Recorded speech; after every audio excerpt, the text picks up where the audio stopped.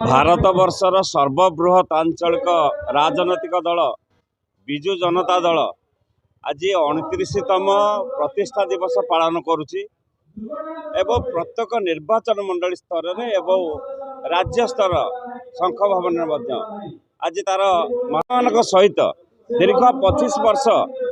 शासन व्यवस्था भितर रही लोक मानकर जो ग्रामांचल ठार आरंभ कर सहरांचल पर्यंत शिक्षा स्वास्थ्य गमनागमन कृषि शिल्प एमती सबु क्षेत्र में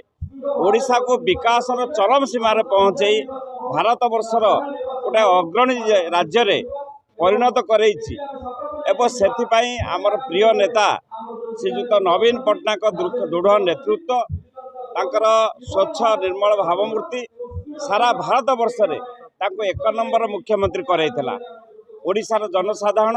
आज भी विजु जनता दल सहित सेमती अछंती दीर्घ 25 वर्ष धरी जेमती रही थे। तेणु आज आमर संकल्प नबार अच्छी गोटे दलर प्रतिष्ठा दिवस जन्म दिवस आज आज संकल्प नबार अच्छी लोक मान स्वार्थ सहित विजु जनता दल सब थाए आज अच्छी काली भी रहिबो क्षमतार थाउ कि न थाउ किंतु लोक मान स्वार्थ ये अंचल स्वार्थ ये माटीर स्वार्थ ये हूँ सबुठार बड़ आमर एजेंडा विजु जनता दल। तेणु आज समस्त कर्मी महा आनंद उल्लासर सहित उत्साह उद्दीपनार सहित एटी उपस्थित अछंती। आमर निर्वाचन मंडली स्तरीय जगतसिंहपुर निर्वाचन मंडली स्तरीय प्रतिष्ठा दिवस आज ए खेरस ग्राउंड रे पालित होउची। मु आशा करी पुणी थरे